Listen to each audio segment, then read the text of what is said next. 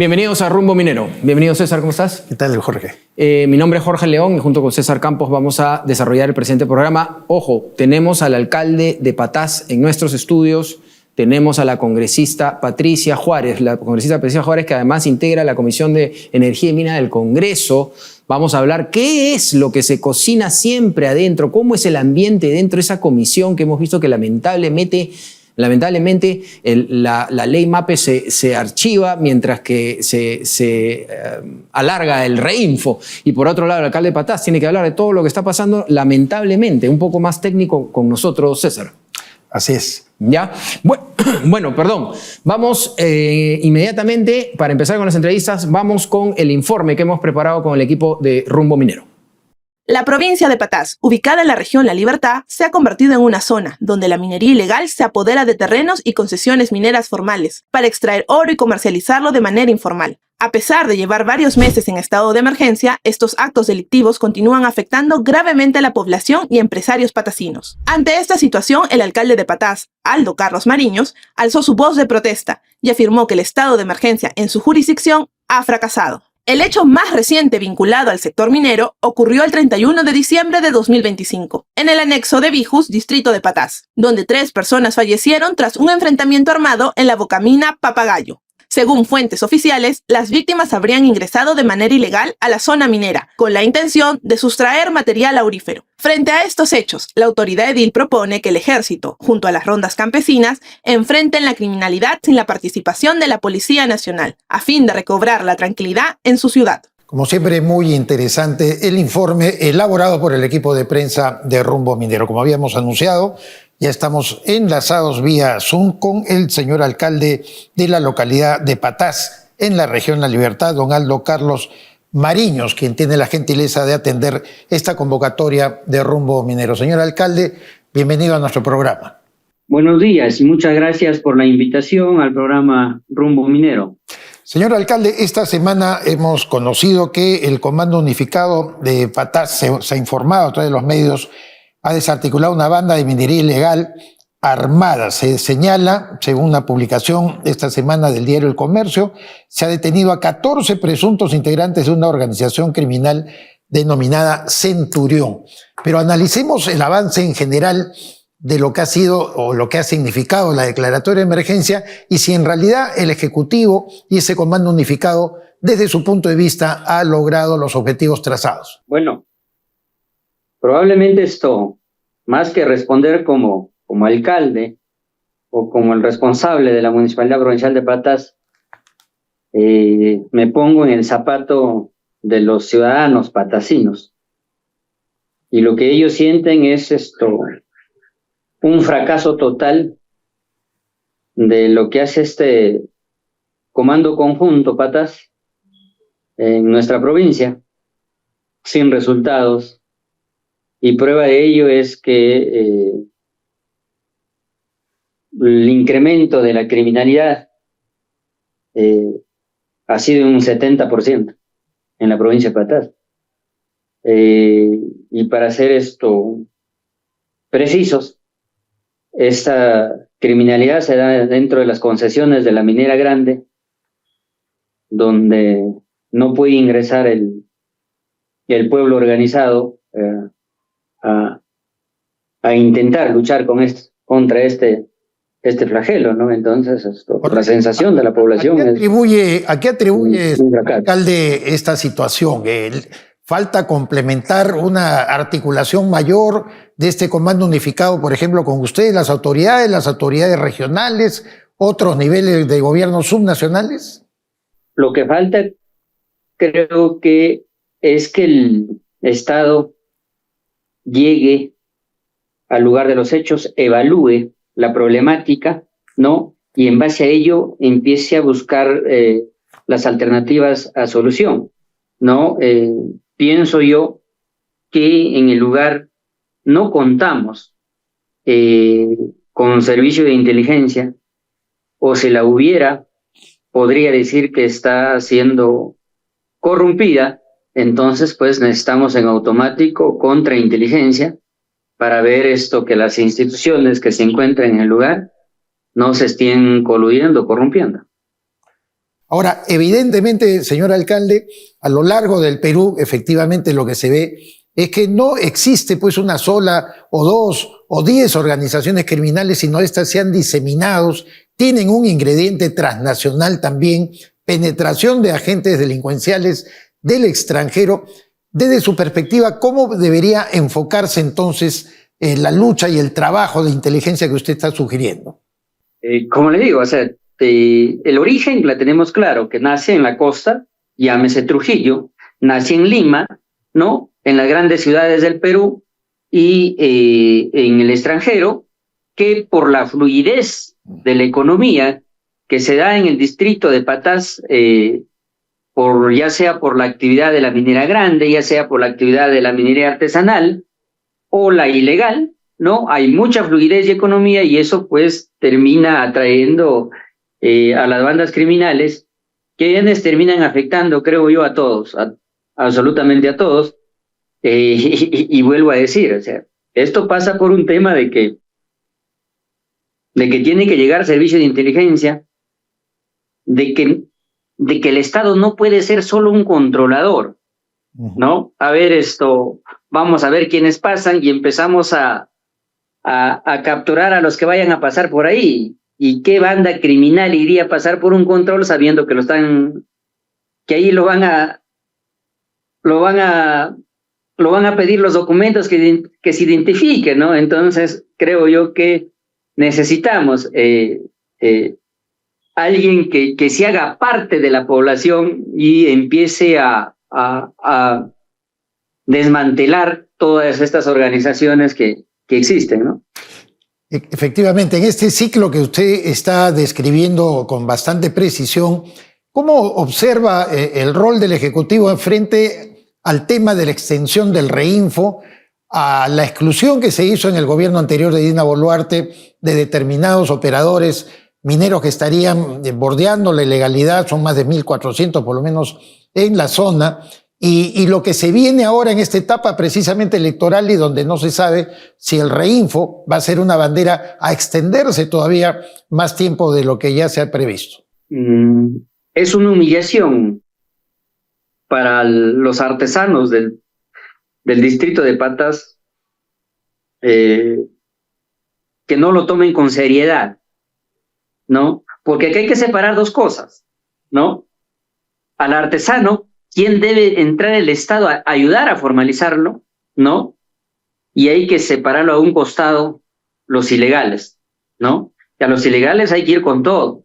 Para eso necesitamos pues a un Ministerio de Energía y Minas que llegue presupuestalmente y con recurso humano necesario, ¿no?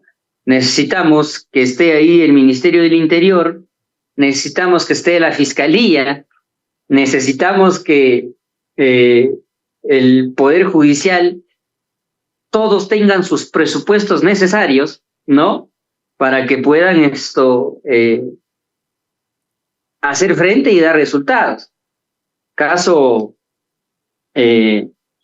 contrario, esto de acá no va a pasar más que el año pasado aprobaron como 50 millones de soles, ¿no? Tengo entendido que este año se va a duplicar y no va a cambiar las cifras si no sinceramos cosas. Siento yo, y es lo que siente también la población patacina, que el Estado está cayendo a lo que busca la minera grande, ¿no? Que al final se le termine metiendo en un solo saco a todos los mineros artesanales, ¿no? Y termine desapareciéndoles con el cliché de que son ilegales, ¿no? Entonces, y eso sí sería lamentable. ¿Por qué? Porque esta actividad minera no viene de los 46 años como hace que la minera grande, 46, 47 años que se asentó la minera grande, sino esto viene pues hace 500, 600 años atrás. Entonces, Patás Distrito siempre ha sido minero. El 85% del territorio del distrito de Patás lo tiene concesionado toda la minera grande. Entonces, y de ese 85%, la minera grande solo aproveche el 5%. Pregunto yo, ¿por qué el Estado no le dice a la minera grande, oye, tú estás funcionando como el perro del hortelano, no comes ni dejas que el otro coma, ¿no? Entonces debe darle una cierta cantidad de años, y en esos años no lo explota, ¿no? Ahí debe ir formalizándose a los mineros artesanales, porque es conocimiento de todos los patacinos y de la región La Libertad que la actividad que da fluidez a la economía es la minería artesanal, porque es la que se queda. Es la que se queda en los restaurantes, en el transporte, en los hoteles. De acuerdo. ¿No? Mientras que la minera grande, si bien es cierto, contribuye, ¿no? Pero sus utilidades no se quedan acá en la provincia de Patas, salen fuera de la provincia, de la región y del país. Señor alcalde, ha tenido usted mucha gentileza y una gran amabilidad en responder nuestras preguntas, y lo comprometemos, por favor, a seguir dialogando a lo largo del presente año y en la medida que se profundice también el proceso electoral para ver cómo enfocamos y aterrizamos soluciones como las que ha planteado. Muchísimas gracias, de verdad. Muchas gracias. Muy bien, estuvo con nosotros el señor alcalde de Patás, Aldo Carlos Mariños, dialogando vía Zoom con Rumbo Minero. Hacemos una pausa y regresamos. Regresa Expomina Perú, el evento minero más importante del 2026, que abrirá sus puertas del 9 al 11 de septiembre en el Centro de Exposiciones Jockey. Más de 1.380 stands, delegaciones internacionales y lo último en tecnología para la minería, con intenciones de compra que superan los $700 millones. En el marco de Expomina, liderado en esta edición por Roque Benavides, presidente ejecutivo del directorio de Compañía de Minas Buenaventura, se desarrollará el 8º American Mining Summit, presidido por Carlos Castro, junto con ruedas de negocios y congresos internacionales en alianzas con CESCO y la Sociedad de Minería, Metalurgia y Exploración. Atención proveedores, separe su stand y forme parte de la feria minera más importante del 2026. Invierta bien, invierta con los líderes. Mayor información en expominaperú.com. Bien, en nuestro bloque América Mining, en esta ocasión nos encontramos en nuestros estudios, ya no desde Wall Street, Nueva York, pero ahora en nuestros estudios con José González. José, ¿cómo estás? Bienvenido, y dándote la bienvenida inmediatamente te preguntamos, hemos visto otra vez los precios de los minerales más importantes, cobre, oro, plata, subiendo de una manera brutal. Y ¿qué es lo que ves para el 2026 con respecto a los precios de los minerales? Porque nunca terminamos de subir. El año pasado fue un año extraordinario y este año promete repetirse. Ernst & Young publica a principios del año un reporte de cuáles son las 10 ventajas, promesas y los problemas que enfrenta la minería. Y entrevistan a una serie de compañías mineras y hacen este compendio, y acaban de publicarlo hace unas pocas semanas. Y dicen que en este año 26 las compañías mineras van a pasar de los riesgos estratégicos a los operativos y priorizar la rentabilidad y no priorizar la renta de los accionistas, sino la reinversión para el crecimiento. La promesa va a generar una serie de cuellos de botella en la minería, en donde hay que reinvertir hacia el futuro. ¿Cuáles son los problemas y las promesas del año 26? Complejidad operativa. Hacer minería es cada vez más complicado por el agotamiento de los recursos y el incremento de los costos en la minería. Costos y productividad. Las minas tienen que ser productivas. Capital. Hay nuevo capital de inversión en minería, pero con nuevas perspectivas. No es el capital tradicional. Agotamiento de recursos y reservas. Empieza a ser, y los precios precisamente reflejan esos. Licencias para operar. El Estado, y esto está sucediendo en el África, al darse cuenta que el recurso minero genera retornos y beneficia a la nación, el mapa minero se hace más complejo y hay que saber lidiar con esa complejidad. Hablan que las dinámicas mineras van a pasar de ser nacionales a regionales y a locales. Fuerza laboral. No hay oferta de mano de obra en minenería. Específicamente en el caso del cobre, José, ¿cuál es la expectativa, sobre todo porque es un recurso bandera peruano como mineral, ¿no? Lo curioso de las proyecciones del precio del cobre, César, es que esperábamos que el precio del cobre estuviera entre $12,000 y $15,000 la tonelada este año. Ya está en $13,000 la tonelada. El cobre regresa a niveles de 6% en la libra, y nada indica que vaya a retroceder. Hay una expectativa muy grande de parte de los operadores y los traders en minerales que la escasez va a ser evidente. S&P acaba de publicar un reporte sobre el cobre y dice que el déficit de cobre podría llegar a ser de niveles del 40% entre oferta y demanda. Se espera que la demanda crezca 50% y que la oferta, por lo que señala Ernst & Young y todos los problemas relacionados a la minería contemporánea, no suplan esa oferta. Nuevos modelos de negocios van a ser importantes y vitales hacia adelante. Bien, muchas gracias a José González, como siempre, preparando la revista como editor internacional de nuestra revista Rumbo Minero. Mencionarle, justamente hablando de la revista Rumbo Minero, usted no solamente puede acceder a ella físicamente, sino también virtualmente, entrando a www.rumbominero, y usted ingresa y puede bajar toda la revista gratuitamente con todos los temas. Cada 45 días tendrá una nueva edición en nuestra web www.rumbominero.com. Pausa comercial y regresamos.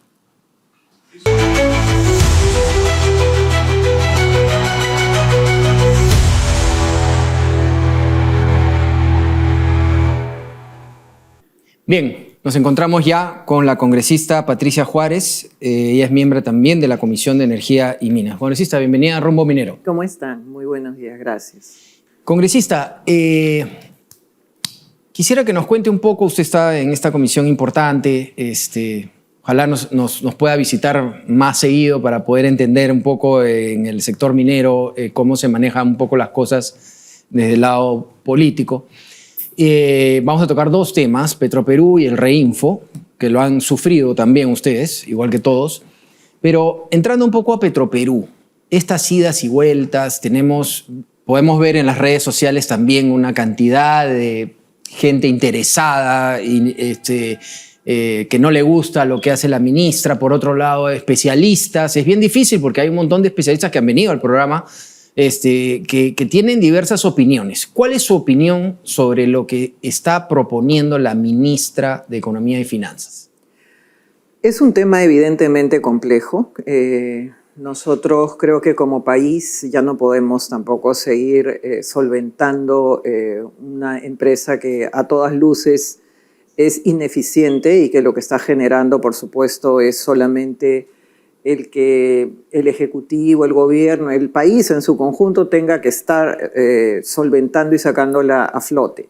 Eso no puede prolongarse en el tiempo. Tiene que haber una decisión y creo que ya hace más de un año uno de los directorios de Petroperú planteó una salida que no fue tomada por la entonces presidenta Boluarte y ahora este gobierno, que en realidad es de transición, que normalmente la característica de estos gobiernos es que se toquen temas que tengan que ver simplemente con la entrega de cargo al que sea elegido. Muy superficiales, ¿no? Exactamente. Ha tomado esta decisión y yo creo que es una decisión valiente pero necesaria. O sea, creo que hay sindicatos poderosos en Petroperú, pero tampoco el Estado en su conjunto y todos los peruanos podemos seguir solventando ese tipo de gollerías que se han dado a lo largo de tantos años, pero también solventando la ineficiencia de una empresa. Entonces creo que la última palabra la va a tener Proinversión, es lo que correspondía. Nosotros en el plan de gobierno que ya se ha presentado de Fuerza Popular, íbamos casi en el mismo sentido, o sea, creemos que hay que conservar lo estratégico, pero no ir solventando ya realmente a una empresa tan compleja como Petroperú. ¿Usted cree, perdón César, usted cree que esta decisión, como usted dice, ¿no? Los gobiernos de transición no toman decisiones tan fuertes, sí, y además tenemos tantos años en este tema? ¿Usted cree que esta decisión está ayudando al próximo presidente o presidenta de la República en uno de los temas que tenía que eran unas papas calientes? ¿Está ayudando? Claro que sí, por supuesto. No solamente está ayudando al siguiente gobierno, sino también está ayudando al país en general. Este derroche realmente de recursos, y todo el mundo luego cuando se hace un salvataje, cuando se transfiere algunos montos, lo disfrazan de que se tratan de préstamos, pero al final es una empresa ineficiente. Lamentamos que sea así, porque en el tiempo de las privatizaciones en los años 90 se conservó esta empresa, así como Ceapal, porque obviamente era, digamos, quien estabilizaba los precios y quien llevaba en ese momento el combustible a las zonas más alejadas del Perú y ahora tiene un porcentaje en esos mercados, pero no es prioritario, ¿no? Entonces creo que ya cumplió la función para la cual se conservó como una empresa del Estado, pero creo que ya toca pasar a otra situación. Por otra parte, congresista, continuamos viendo en el mapa del país y en las zonas más convulsionadas, sobre todo por el ejercicio de la minería ilegal, diversas acciones de ofensiva que realiza la criminalidad organizada, tanto en la parte nacional como la transnacional. Pese a los esfuerzos, hay un comando unificado en Patás. Acabamos de entrevistar también al alcalde de esta localidad, quien señala que es totalmente insuficiente la acción del Estado y casi se retrata en lo que pasa en Lima con respecto al caso de las extorsiones, ¿no? Porque dice hace falta recursos para la policía, dotarla de mayores herramientas, sobre todo fortalecer la inteligencia. ¿Cuál es su perspectiva para que a partir de ahora, ya que se tuvo que verse la necesidad de extender el reinfo por 6 meses, cosa que no es nada saludable tampoco para la economía formal, el ejercicio formal de la minería, ¿qué es lo que piensa usted? ¿Cómo debe enfocarse este combate a la minería ilegal? Bueno, en principio reconocer que somos un Estado que ha fallado en esa tarea. El proceso de formalización lleva muchos años sin resultados positivos. En el 2025 solamente se han formalizado 20 casos, o sea, 20 reinfos. Creemos que tampoco esta situación puede prolongarse en el tiempo. Ya no podemos seguir en el Congreso bajo el criterio, el concepto que es un grupo de peruanos que trabajan bajo este registro y que los podríamos dejar en situación de ilegales. Ese argumento que en muchos de los casos a nosotros como Fuerza Popular nos ha hecho votar a favor de las ampliaciones, en realidad no puede prolongarse más en el tiempo. La vez anterior era por última vez y luego ahora ocurrió que hubo, digamos, cierto boicot en la Comisión de Energía y Minas que finalmente archivó la ley MAPE presentada por el Ejecutivo con el ministro Mucho. En esa línea, congresista, hemos podido ver que hay congresistas claramente financiados o por lo menos con amistades de minería ilegal, ¿no? Por un lado tenemos el reinfo, donde por lo menos hay una cantidad que está en proceso que es el reinfo. No estamos felices con eso porque al final no se cumple bien, pero bueno, esos son los que están en proceso y están los que no lo son y tienen una gran cantidad de congresistas, usted lo debe ver, ¿no? Sí. Hay una gran cantidad de congresistas, pero lo peor está en la comisión donde usted pertenece, me parece con Diana González, sí, ¿no? Debe ser también un poco frustrante ver una cantidad de congresistas que están claramente a favor de la minería ilegal y cómo sacas de ahí buenas decisiones, cómo sacar de ahí, o sea, cómo se podría manejar el Congreso, cuál sería su alternativa, porque cada vez que se vuelve a tener un nuevo Congreso, inmediatamente a la persona que nombran presidente de la Comisión de Energía y Minas es una persona que no sabe o nada de minería o tiene que ver con la minería ilegal. Sí, en realidad es una lucha en muchos de los casos frustrante. Yo en alguna de las intervenciones, yo he entrado recién en este último semestre, digamos, a la Comisión de Energía y Minas y obviamente me ha tocado ver desde, digamos, en vivo y en directo, en muchos de los casos los intereses que tienen algunos congresistas. Y por supuesto que lo he manifestado, porque hay algo que en lo que yo soy es ser muy directa. Entonces, en muchos de los casos, cuando han venido con sus propuestas de extender, por ejemplo, presentando sus proyectos de ley, extender el reinfo por 4 años, que las exclusiones sean eliminadas totalmente. Entonces, en algunos momentos yo les he dicho a los congresistas, por lo menos disimulen un poco, ¿no? Y además he mencionado, antes era un tema muy complejo, el que a alguien se le impute que tenía una cercanía con la minería ilegal. No, ahora no, es normal, ¿no?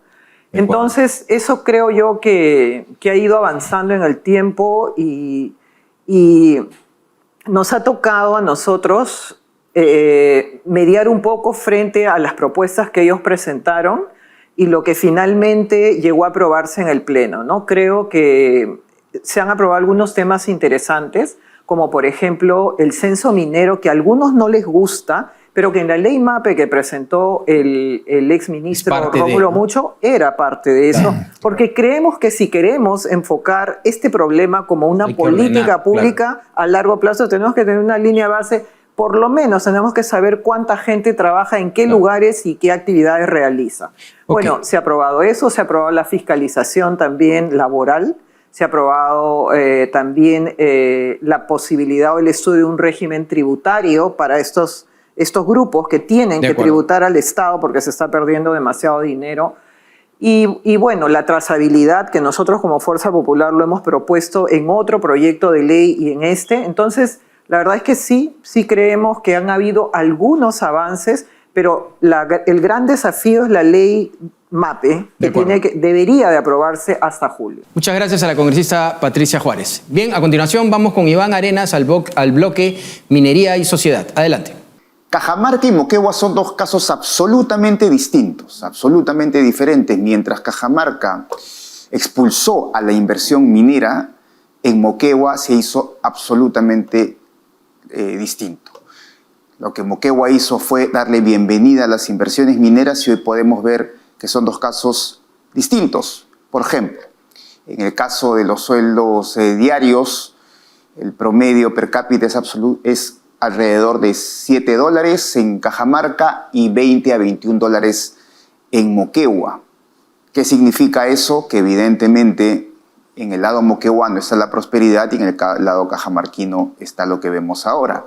De los 20 distritos más pobres en el Perú, 10 distritos se encuentran en Cajamarca. Todos los índices sociales, económicos, laborales y productivos van a decirnos que Cajamarca está en rojo. Mientras eso sucede, Cajamarca tiene una gran posibilidad de inversión. Tiene alrededor de 16.000 millones de dólares en proyectos que actualmente están paralizados. Pero ¿qué ha sucedido de más en Cajamarca? Allí donde se ha votado a la minería formal, a la minería moderna, donde se la ha expulsado a través de relatos, de narrativas, de movilizaciones, de protestas, de ONGs y de políticos interesados, ahora la minería ilegal y la minería informal están floreciendo. El caso de Sorochuco, el caso de San Ignacio. En fin, lo que tenemos en Cajamarca es básicamente el auge de la minería informal y la minería ilegal. Y curiosamente, quienes atacaron, quienes expulsaron, quienes se movilizaron en contra del desarrollo de los proyectos mineros formales y modernos que generan empleo, que generan externalidades positivas, no dicen absolutamente nada de lo que sucede. Recuerden, amigos, Cajamarca es un caso paradigmático en el país. Tranquilamente puede ser una región moderna, sin embargo, tenemos lo que tenemos hoy. Seguiremos conversando la próxima semana. Muchas gracias. Bien, nos encontramos ya en nuestros estudios con el vicepresidente de Servicios para Perú y Países Andinos de Metso, una empresa muy importante, Joe Peso. Joe, ¿cómo estás? Muy bien, Jorge. Encantado de estar acá nuevamente. Cuéntanos, Joe, ¿cómo cerró Metso este 2025? ¿Cuáles han sido los números y también, por supuesto, las otras medidas? ¿Y cuáles fueron los principales hitos alcanzados? Este ha sido un año espectacular, el 2025. Por primera vez hemos sobrepasado los 200 millones de euros. Esto significa también mayor presencia en campo en nuestros diferentes clientes. Uno de los hitos más importantes tiene que ver con nuestra participación en la instalación de plantas de procesamiento de menor tamaño, pero que las trabajamos con nuestros clientes bajo la modalidad de un esquema OPEX. Entonces el cliente ya no está comprometido con un CAPEX. Ya estamos a punto de arrancar una planta en un cliente en el centro del país y creo que ese es uno de los principales hitos del año pasado, porque el proyecto arrancó el año pasado. ¿Y cuál es la visión, las metas que se han trazado en general para el año 2026? Metso ha lanzado una nueva estrategia que nosotros la denominamos We Go Beyond, que significa estar más centralizados y enfocados con el cliente. Nosotros con la filosofía Customer Centric, enfocados con el cliente, tenemos la posibilidad de estar más cercanos a ellos con la finalidad de impulsar sus proyectos y todas las iniciativas que apuntan justamente a mejorar la eficiencia de sus operaciones y reducción de costos. Ahora, ¿cómo está apoyando Metso la industria minera peruana, ya hablando de Perú, en sus objetivos de eficiencia, productividad, reducción de costos? ¿Y qué planes tiene Metso para fortalecer la parte local y la relación con los clientes este 2026? Bien, Metso está enfocado principalmente a mejorar la disponibilidad de nuestros clientes. Hablamos de disponibilidad que implica mejorar y aumentar el tiempo de producción. Un punto de mejora en la disponibilidad significa millones en nuestros clientes. Cuando hablamos, por ejemplo, de nuestra presencia en Perú, importante mencionar de que estamos principalmente en casi todas las operaciones mineras aquí, pero no solamente coberturamos el mercado peruano, sino también Bolivia, Ecuador, Colombia, Guyana y Surinam. Entonces, cómo nosotros afianzamos nuestro relacionamiento en las operaciones peruanas es justamente aumentando la labor, y al aumentar la labor no solamente involucramos a las áreas y las regiones, sino también a las áreas de influencia de nuestros clientes. Tenemos gente que las reclutamos y participan en nuestros diferentes contratos de las áreas de influencia. Excelente. Muy bien, Joe Peso, muchas gracias por estar en Rumbo Minero, vicepresidente de Servicios para Perú y Países Andinos, y felicitaciones por la gestión. Muchísimas gracias. Vamos a terminar ya entonces con el programa. César, agradecerles a todos por estar con nosotros. Creo que lo que dice la congresista Patricia Juárez, importante, y claro, la preocupación que tenemos aquí, que la Comisión de Energía y Minas en el Congreso simplemente es repartida al final y a veces hasta por gente vinculada a la minería ilegal. Claro. Y el alcalde de Patás, que ha dado también la visión de sus reclamos, ojalá que podamos hacerle un seguimiento los próximos programas. Así es. Bien, muchas gracias por estar con nosotros. No se olviden, tome su stand en Expomina, más de 1.240 stands, ya ha vendido al 85%. Los esperamos en www.expominaperú.com. Nos vemos el próximo fin de semana por esta misma señal.